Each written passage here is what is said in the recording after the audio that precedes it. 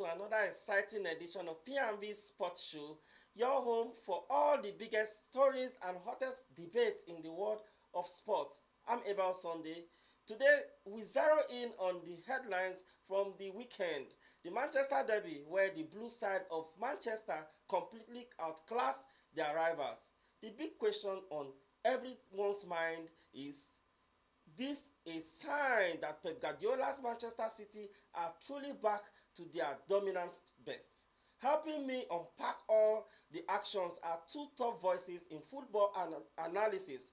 From Benin City, the brilliant football analyst Christian Osagede, and from Lagos, the ever insightful sports strategist Walter Odige. Just grab your teacup because P&B Sports start now.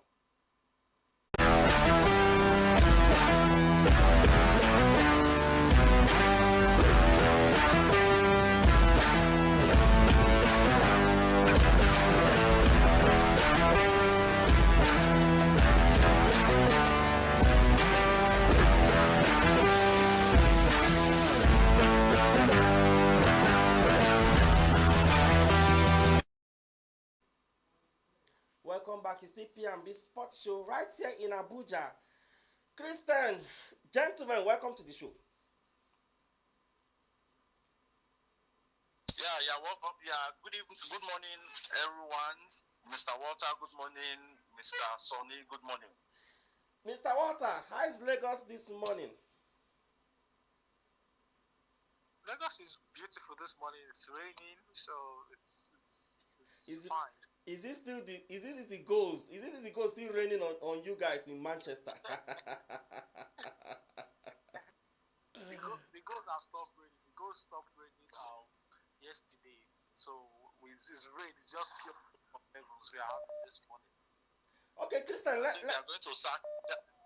Okay, they are going to sack Amorim this weekend.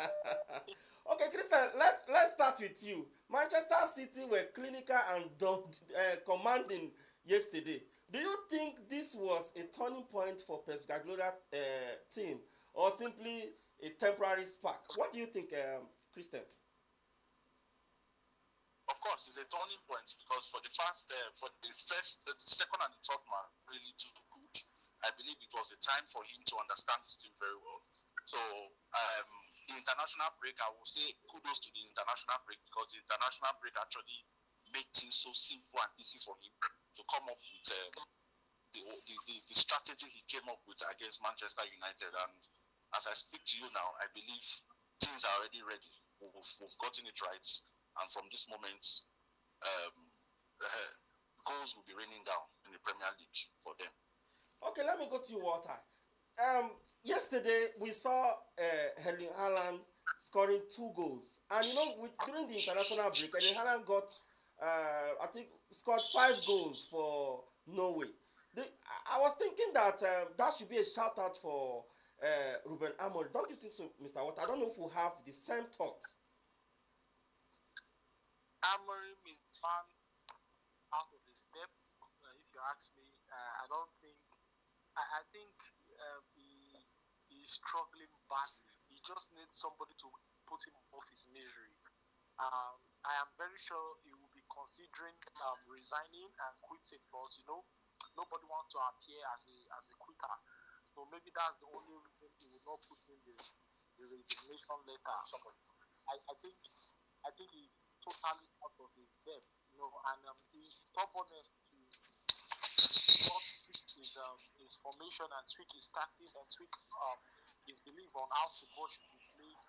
I think that will be his eventual at Manchester United. The truth of the matter is, like you rightly pointed out, Haaland scored 5 goals. You should know he's sharp in front of goal. You should know that he's going to be ready for this game. You have to have a special plan to stop Erling Haaland. And I would say from the first minute, from the word get-go, I think under the first 30 seconds, he was already having space to get shots, to take his shot and again. And the worst thing, I saw a statistic yesterday evening that since Ruben Amorim came to Manchester United, they played 21 Premier League games. And excluding the 3 teams that got relegated last season, So if you are to use the whole teams that were there when he played his first Premier League game, excluding the three teams that got relegated, United are last on the table under Ruben Amorim. What does that say is that if the club does not take a decision soon and real quick, they might be going to relegation by the end of this season. Okay, let me stay with you, Walter, before I go over to the blue side of Manchester. Walter, do you think that if Ruben Amorim knows that this job will be this tough, don't you think he would have considered not taking it at all? I think he's the one making the job tough. The job is not that tough. He's making the job too tough, and I don't think he's been helped by the board, by the Manchester United board, by the Manchester United owners, by the people that are making transfers at Manchester United. Listen, I don't know how they went to the summer transfer window and they didn't see signing a world-class goalkeeper and signing at least two midfielders in necessity. I don't know how they come up with not signing those players, because you look at that game yesterday, it was just easy peasy for Manchester City. They were breezing through the midfield. The midfielders are not good enough. Bruno Fernandes is not a defensive midfielder. He will never be a defensive midfielder. I don't know. Sometimes I want to blame the ball. Sometimes I go back to blaming Amorim. Whoever signs Shesko I think that's the worst signing Manchester United has made in the past 13 years since Alex Ferguson retired. I can give you my reasons if you want to know, but I think that Shesko signing is the worst signing Manchester United has made, because I'm looking at that signing and I'm thinking, are these people serious? Are you for real? Like for real? Because 2 seasons ago, you signed Rasmus Højlund for about 75 million euros. He has not hit the ground running. You signed him he's 22 years old. He has not hit the ground running yet. We are still seeing sign of, a young prospect, a young talented player who has not shown sign that, okay, he's going to be an elite striker anytime soon. Then the next season, what did you do? You went to go and sign another under 22 years old striker in Joshua Zexi. Now, Zexi came in. We still saw that, all these young strikers that are coming in from foreign league, they are still not good enough. Zexi wasn't good enough, just like Højlund. Both were not good enough. They were prospects. Don't get me wrong. It's not like they are bad strikers. I love both Zexi and Højlund. They are both promising talents. But the truth of the matter is, they cannot handle the pressure that is playing for Manchester United, that being the top man for Manchester United at this moment in time. They will become great strikers. Maybe when they clock 24, 25, 26, nobody can say that for now. But what the fact is, for now, they are not going to be good enough. Okay? Then guess what this club went to do the 3rd season in a row? They went to go and bring in another under 21 striker again. I don't understand. Who does that? Like, where is that coming from? I don't even we are complaining that Højlund hasn't been able to hit the ground running. We are complaining that Zexi hasn't been able to hit the ground running. Then now, the 3rd season in a row, you still want to go and sign the Shesko. Because of what? Because of hype. Shesko scored just 12 Bundesliga goals last season. In comparison, Omar Mamouche came to Manchester City in January last season. Mamouche scored 17 Bundesliga goals just before January. He scored 17 Bundesliga goals. Then Manchester United went ahead and paid 80 million euros for a player that scored 12 Bundesliga goals. That boy has not scored up to 15 league goals in his entire career. He has not scored up to 15 league goals. He played 2 seasons in Bundesliga, and I can tell you for a fact that he has not hit the ground. He's not somebody you will see and you'll be like, wow. No, you can watch. You watched the game yesterday. He's sluggish. He's slow. He's not with the rhythm of Premier League. He's nowhere near the level of what the Premier League require at this moment in time. I cannot deny that he has talent, he has a prospect, he has potential, but at this moment in time, coming from signing Højlund and Zexi, then you are signing Shesko. That is a disaster. Now let's go to the goalkeeping issue. the problem Man U is really having. I agree with you. I agree with you, Mr. Water, because first of all, I was not expecting Zexi to be the top striker of Man U. I was not expecting that signing. Then you have another transfer window that came. You saw the performance of Zexi. You have another transfer window that came. You could not correct it.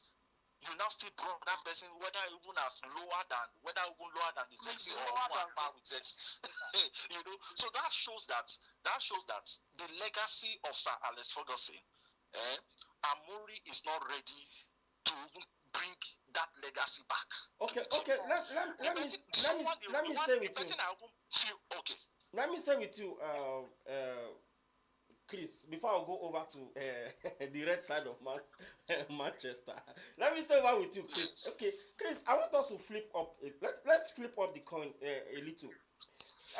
Pep lost to Amorim last season twice in a month. Yes. And I think he was looking at this game again. Losing to Amorim again, it will be a total disaster. And I think brother. Okay. So I think what do you think that was the reason why he had to critically analyze the Manchester team and see how he could tear them apart the way he did yesterday? A good coach will always look at his past and see what the issues are and find a way to correct it. You know, see, truth must be said. Truth must be said.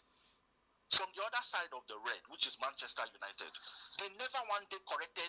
They had 2 transfer windows. Up to today, they've not corrected any of their mistakes that they've been making. They've not corrected. Hold on a little. Can you hang on? Please hang on a little. Many will argue that the manager, because it's transition, like, okay, this guy was there for 3 years. That is Eric Ten Hag. And he has brought people that he thinks that can fit into his philosophy. Amorim came in November last year. And I think before we could judge Amorim very well or pin anything to his head, we should give him at least 2 or 3 transfer windows because the whole system needs overhauling. I don't know if you agree with my point. For a club like Manchester United to give him 3 transfer windows? What else? They have to rebuild. Does not have the fund. But is that not the only solution? But is that not the only solution they have? Because what would they do? Let's not forget the club we are talking about. Okay, but hold on. Manchester United. Hold on, Chris. Do you now want them to throw away? Club in the Premier League. How many players do they have in total? How many players do they have in total? I'm surprised. How many players do they have in total? If the players are not good enough, they cannot throw away all the players at once. I think the question is supposed to be returned to how many quality players do they have in total? Okay, I think that's the way you put that question. How many quality players do they have in total? Okay, even if we are going to go to that direction, they still need at least 2 or 3 transfer windows to ship up those players and bring more in. Sir, I beg your pardon, sir. They just need only 1 transfer window. They don't need 3 transfer. How many players? They have the money to buy whoever they want to buy. Chris, how many of these players look at Rashford. It was even loaned back out to now loan him. No, thank you. Look at Rashford would have even played better. Did you see the assist Rashford gave to what's his name? What's his name again? Rafinha. Thank you. Did you see the assist he gave to Rafinha? Did you see that assist? How will you let somebody like that go on loan? That is the problem we are having. But it's not functioning in the system. The coach said he cannot fit into his system. So what would you have managed to do? So he now brought in players that can fit into his low performing system, right? Very low performing system. Well, I just had to put it. Okay, so let's go to Walter. Let me move to Walter now. Walter. Now, with the whole trouble in Manchester right now, I will not say Manchester City, Manchester United right now. What do you think? Because I know we had this conversation before now. I think sometime last year, and you said something. You said the board is not the coach's fault. I think it's from the board. So the board needs to be just the way we have. Some people were calling for the head of NFF for Nigeria not qualifying back-to-back World Cup. So don't you think the board need to reset? Don't you think the board need to redirect their focus? Are they afraid? Is the board afraid of Ruben Amorim's sack? No. I think the issue now with the board is, like I said earlier, not everybody can make mistake and own up to their mistake. Exactly.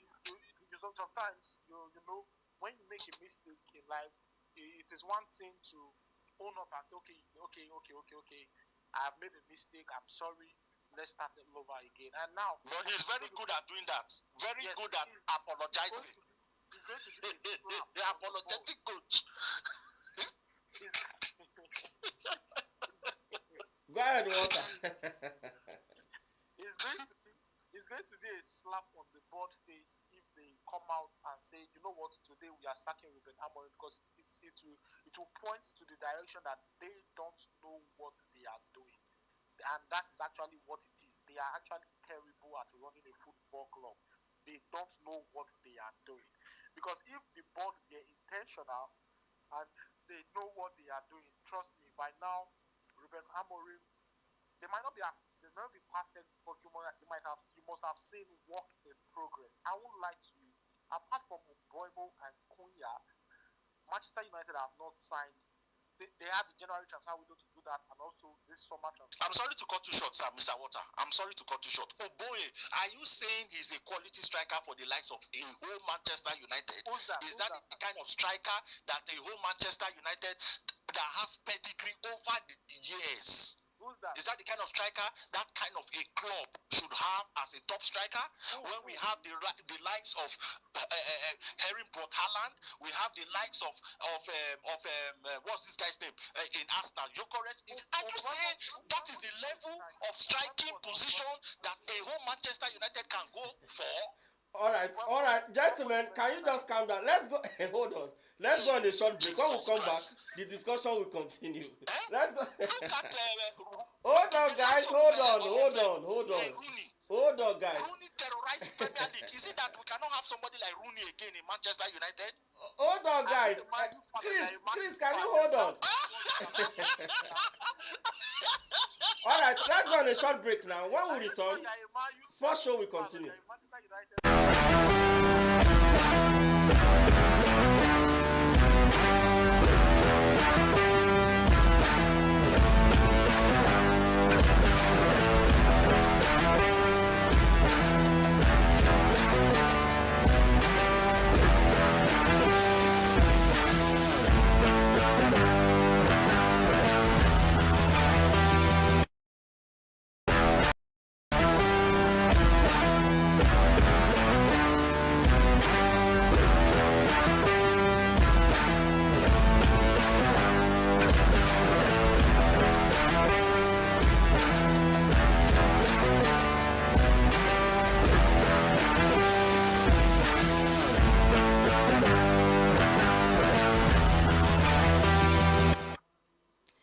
Are just joining us, it's still P&B Sports Show right here right here in the studio in Abuja, and we'll be having a very interesting conversation with two sport analysts, Walter and Chris from Benin. And of course, the studio have been very fully packed, and we'll be having back and forth. And some persons are also doing need banter. But Chris, before we go for that break, you are making one point. You're talking about if that is the best Manchester United could get in terms of striking force and stuff. But let's forget about the troubles on ground now. Yes, we agree that there's problem. How can they, if you are to be one of the advisors of Manchester? Let me start with you, Chris, before I go to Walter. If you are one of the advisors, what will you be telling the board right now? If I'm one of the advisors, the first thing is to tell Amorim to go, because you cannot keep owning to your problem by apologizing every minute and every second. Are you called to become an apology to the club? I don't understand the English to speak. Were you hired to come and start apologizing, or you were hired to come and bring a difference to the club? I will take him off. That's the first thing I will do. I will take him off. Then if the board too is not ready, you understand, then the board should also go. Because why I'm saying this is just because we are neighbors. You know, we are neighbors. We are in the same city. So it is best for us, you know, to always be at par. You know, if we are saying Manchester United and Manchester City, we should always be. It's just like the El Clasico match now. You cannot take it away from Barcelona and Real Madrid. These are top rivalry, you know. But you cannot imagine Manchester City and Manchester United playing football and they are both at the second half of the table. It doesn't make sense, you know. So we should be at par. Then let me be first, and you are always second. You know, we know you understand what I'm saying, Mr. Water. Oh, okay, so okay. I feel for you. Okay, fine. You said it, or it's okay. Let me go to Walter. Walter, you know, during the summer transfer, when we'll have Matis Kunye coming in, we'll have Umbamo coming in, we'll have Sesko coming in. Everybody was shouting that, whoa, on the whole internet was even at work that this is a combination of what striking force. Everybody was happy with the combination and what Manchester United have done so far. But going just 3 or 4 games into the season, and we're seeing in fact a disjointed United team. What do you have to say about that? I was not part of the people that was excited. Or Okay, you're excluding yourself now. Go ahead, please. I felt I was shocked when I saw the players United were bringing in. I love the signing of Mbeumo. I think I was okay with the signing of Kunya, not because I think they are the best players in the world, no, but because I felt okay, these two guys are players that will make Ruben Amorim's system work very well. I felt these two guys will be very, very good for Ruben Amorim's system, especially since he does not want Garnacho at his club. He does not want what's it called, Rashford at his club. He does not want Anthony. He does not want Sancho. Okay, I felt Mbeumo and Kunya were okay to come into the squad. Aside those two signings, no other signing United made really got me excited. Now, why? Because I felt going from last season, when I watched United game, I noticed one huge disadvantage. I noticed one problem is with the way Amorim likes to play. He likes to play with 3 at the back, 2 central midfielders, of which one is supposed to be a dictator, one is supposed to be a commanding presence, and United did not have any player of such. Capero is not that guy. Ugarte is not that guy. Kobe Mino is not that guy. Bruno Fernandes is not that guy. So I was only thinking since last season that the most important position United need to improve on during the window was in midfield. I felt they needed a midfield. All right, Walter. I'm afraid we're out of time. I'm so sorry because I would have loved what's talk. In fact, don't worry. I think Balls of Fire, I need to bring you guys back again in Balls of Fire. We're out of time already. My producer is driving me out of the studio. I want to thank you very much indeed, both of you, for coming up for our show this morning. Thank you so much, Walter and Chris. Mr. Chris, enjoy your victory. All right, that's the size of our show this morning. I'm Abel Sunday. I'm from here and the entire team right here in Abuja. I say goodbye.